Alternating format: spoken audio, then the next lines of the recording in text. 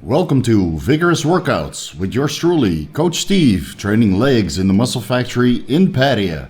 Now, this workout is going to be a little bit different than usual, and you'll see a little bit of overreaching towards the end of the workout because I'm currently following a post-cycle therapy, and that means I'm trying to touch the same weights that I was doing when I was on cycle, but sometimes the energy or the strength isn't really there, so I'm aiming for the maximum amount of weight. But the lack of nitrogen, glycogen, electrolyte retention doesn't really help to push past failure, nor do I want to push past failure because I lack the hormones to actually help me recover from training to failure.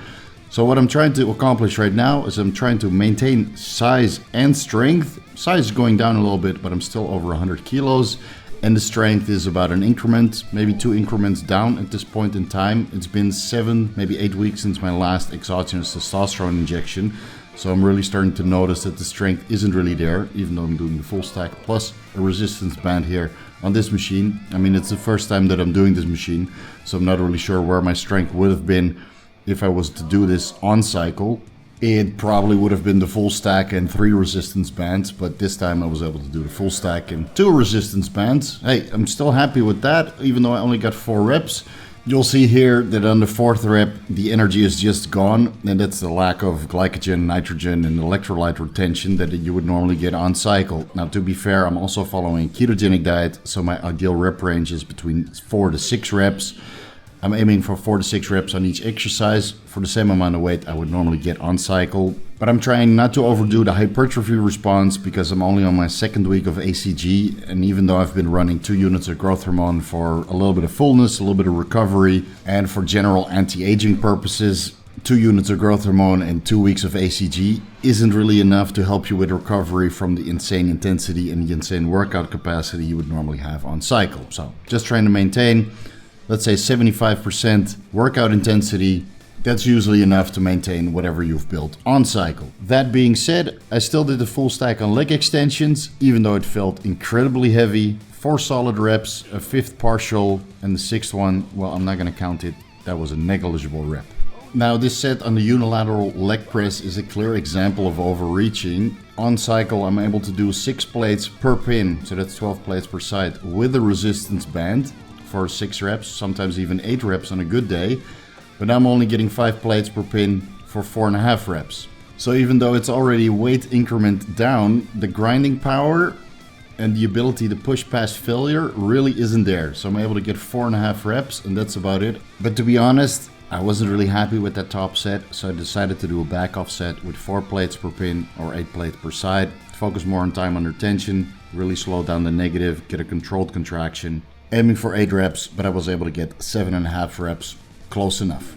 Now, anybody that has done this unilateral leg press from Hamstring knows that if you do 2 legs at a time with 5 plates or 6 plates per pin, is that this machine goes flying forward if it's not bolted down to the floor. I will say that performing this exercise unilaterally allows for a much better contraction and a much better range of motion compared to doing 2 legs at the same time.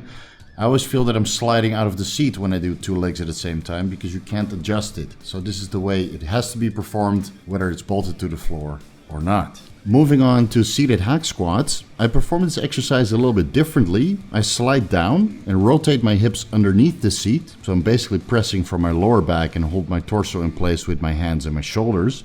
And in that way, it's almost similar to a conventional hack squat where you place a foam roller against your back, tilting your torso forward.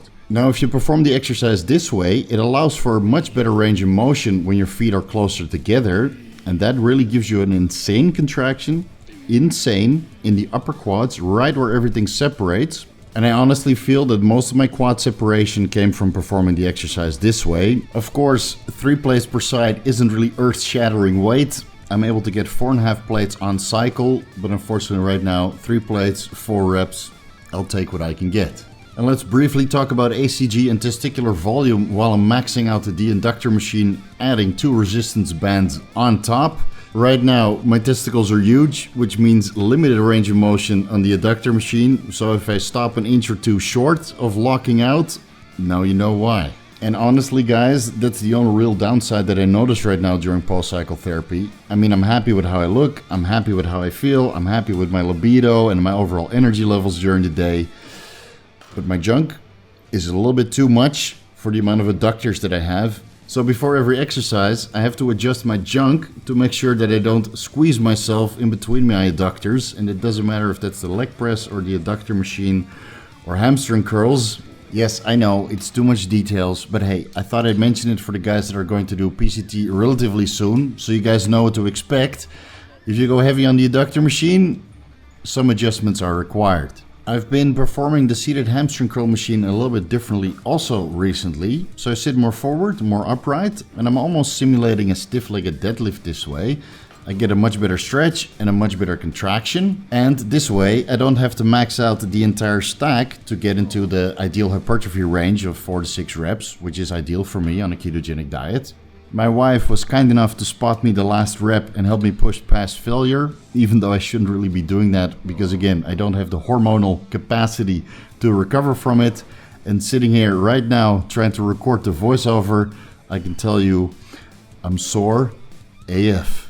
Especially the hamstrings. The quads are sore, the adductors are sore, the hamstrings are sore, and the calves are mightily sore as well. I'm not really sold on this laying hamstring curl machine. The ones we have in the Muscle Factory in Bangkok are far superior. You get a much better contraction on those machines. But hey, this is the only lying leg curl that's available in the Muscle Factory in Pattaya, so I'm trying to make the most of it. Normally I would be able to do the full stack. This time only 2/3 of the stack because the range of motion is a little bit different. But you know what they say, it's all about the motion in the ocean.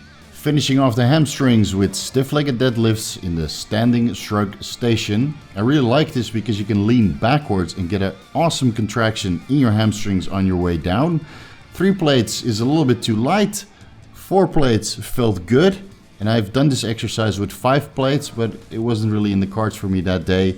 And honestly, 4 plates felt heavy enough. I was starting to get a little bit fatigued towards the end of the workout. I mean, as you can see, I'm already drenched in sweat. And the humidity in Pattaya, man, it is legendary.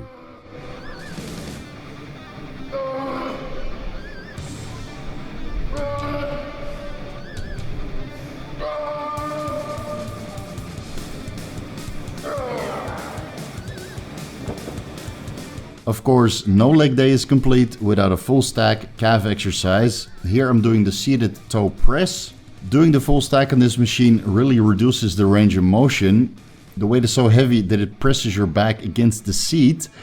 And then every rep, the weight is bouncing off the bottom of the machine. So I had to put a 25 kilo plate between me and the seat just to make sure I was sitting forward enough for full range of motion. On the first working set, the last 6 reps, I was bouncing off the bottom because the weight stack kept hitting the machine. So on the second set, I put a 25 kilo plate against the pad between my back. And with the increased range of motion, I was able to get 6 reps with a couple partials on my second working set. I also did 1 working set on the donkey calf raise machine, stacking all the weights I could find at the Muscle Factory Pattaya. But I forgot to press record. So you're gonna have to take my work for it. 1 working set to failure with all the weights I could find. I've posted that exercise a million times before on Instagram, so I won't bore you with another set on the donkey calf raise machine. Last exercise I did on this workout was the seated calf raise machine. It's supposed to be out of service because the seat is being refurbished. But hey, I'm crafty. I can MacGyver my way through using a 20 kilo plate as a seat instead. I did 2 working sets of 9 to 12 reps and called it a day. I hope you found the workout intensity to be high enough to make it to the end of the video. Don't worry, the intensity will return 100% when I'm ready to get back on cycle in 2021. First I gotta finish off this PCT, so stay tuned for another vigorous workout. Thank you so much for watching, and I'll see you in the next video.